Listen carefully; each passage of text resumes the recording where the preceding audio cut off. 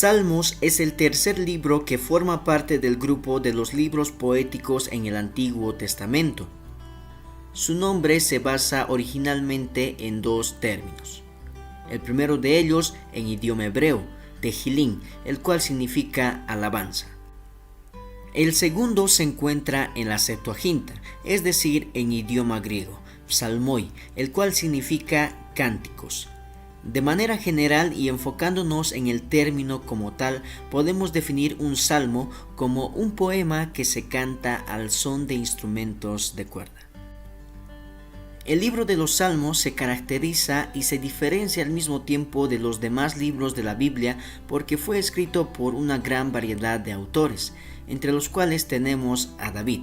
Uno de los salmos que escribió fue el Salmo 15, Asaf con el Salmo 50, los hijos de Coré con el Salmo 44, Moisés con el Salmo 90, Salomón con el Salmo 72, Etán Esraíta con el Salmo 88 y Emán Esraíta con el Salmo 89.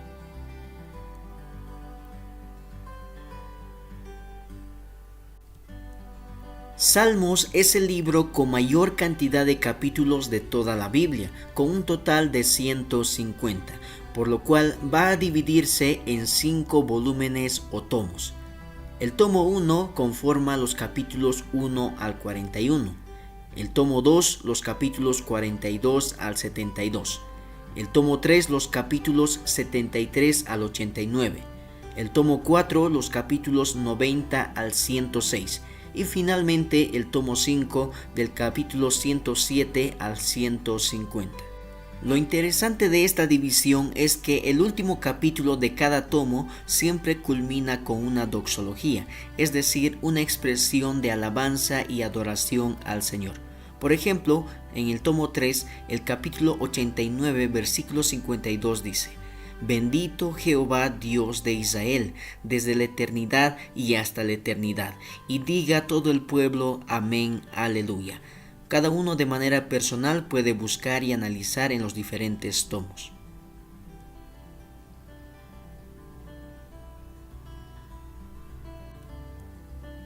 A continuación veamos la clasificación de los salmos y para ello vamos a agruparlo en 3 categorías. El primero de ellos por su expresión. Dentro de este grupo se encuentran los salmos de lamento, entre ellos el Salmo 3 y el 130. Como su nombre lo indica, el salmista se encuentra en una situación bastante delicada, llena de tristeza, aflicción y desesperación. Por eso, lo único que puede hacer es recurrir y clamar a Dios. Un ejemplo claro es el Salmo 131, donde menciona: Señor, oye mi voz, estén atentos tus oídos a la voz de mi súplica. En segundo lugar están los salmos de alabanza, entre ellos el Salmo 95 y 113. Prácticamente es un llamado a enaltecer y glorificar el poderoso nombre de Dios con un corazón lleno de agradecimiento. Por ejemplo, el Salmo 95:2 menciona lo siguiente: Lleguemos ante su presencia con alabanza, aclamémosle con cántico. En tercer lugar se encuentran los salmos con una perspectiva sionística, entre ellos el Salmo 2 y 110. De manera general tienen una visión futura, enfocándose principalmente en la persona de Jesús como Rey sobre todas las naciones. El Salmo 2:6 afirma: Pero yo he puesto mi Rey sobre Sión, mi santo monte. Y por último tenemos la escritural, entre ellos el Salmo 1 y 119. Su enfoque se basa en la palabra de Dios como tal, en la cual encontramos todas las riquezas y verdades que el ser humano necesita para entender su propósito en esta vida. El objetivo es amar y guardar la ley de Dios. Por ejemplo, el Salmo 119:105 declara lo siguiente: Lámpara es a mis pies tu palabra y lumbrera a mi camino.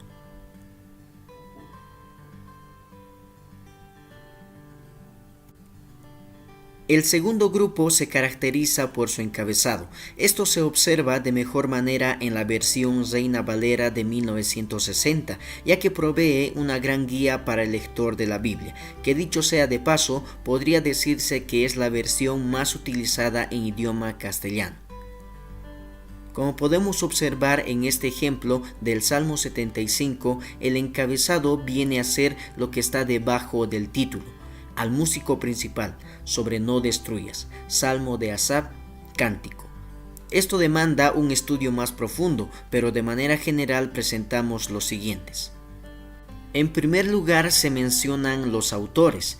Por ejemplo, se afirma que el Salmo 34 fue escrito por David, el Salmo 73 por Asaf y el Salmo 72 para Salomón. En segundo lugar, se mencionan situaciones históricas. Por ejemplo, el Salmo 57 se expresa cuando David escapa de Saúl, quien fue el que lo persiguió por la envidia que tenía, buscando su muerte. El Salmo 51 se da a conocer cuando Natán reprende a David tras haber cometido adulterio con Betsabé y al mismo tiempo participar de la muerte de Urías, esposo de Betsabé. Por último, el Salmo 3 se expresa cuando el hijo de David, Absalón, se rebela contra su padre buscando usurpar el trono real. En tercer lugar se mencionan los usos litúrgicos. Por ejemplo, el Salmo 38 tiene el propósito de recordar, es decir, se enfoca en la oración. El Salmo 100 tiene como objetivo agradecer. Esto va relacionado con la alabanza. Al mismo tiempo, el Salmo 88 es un cántico que insta a tocar o cantar. Un detalle muy importante que debemos señalar es que existen salmos que no tienen ningún encabezado. A estos se los denomina como salmos huérfanos. Por ejemplo, el Salmo 10. Esto de ninguna manera invalida su contenido, ya que como los demás es inspirado por Dios.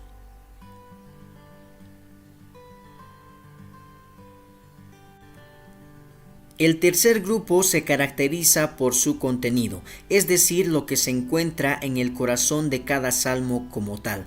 Entre ellos tenemos a los que van dirigidos a Dios. Estos salmos reconocen sus atributos, como su misericordia, fidelidad, omnipresencia, omnisciencia y omnipotencia. Al mismo tiempo los reconocen como el creador de todo lo que existe, del universo en su totalidad. Así también estos salmos reconocen su obra tan maravillosa y perfecta como lo es su salvación. Por otro lado, tenemos a los salmos que van dirigidos al hombre, es decir, hablan de las características que manifiesta. El ser humano reconoce que es insignificante a comparación de todas las maravillas que Dios creó, siendo el hombre parte de ella. Asimismo, se reconoce que es corona de la creación, ya que Dios lo puso como mayordomo y administrador en esta tierra, por encima de todo lo demás. Por último, reconoce que es pecador, está perdido y necesita de un Salvador. Lo único que le queda por hacer es acercarse a Dios y depender de Él.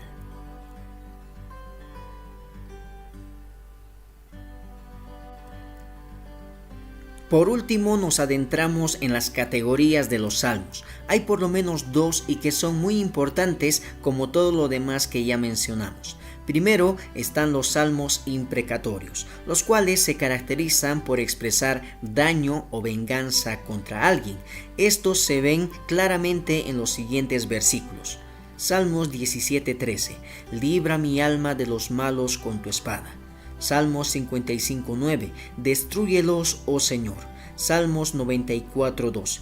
Da el pago a los soberbios. Debemos entender que el salmista, por más impotencia que sienta y desee algún mal para sus enemigos, siempre encomienda la causa y decisión a Dios, ya que Él es el único que tiene toda la autoridad de juzgar con rectitud. Por otro lado están los salmos mesiánicos, los cuales predicen aspectos de la vida y obra de Jesús. Tienen una perspectiva futura. En otras palabras, son expresiones que se cumplen fielmente y a cabalidad en la persona de Jesucristo. A continuación observemos algunos de estos ejemplos. Salmos 22:1. Dios mío, ¿por qué me has desamparado?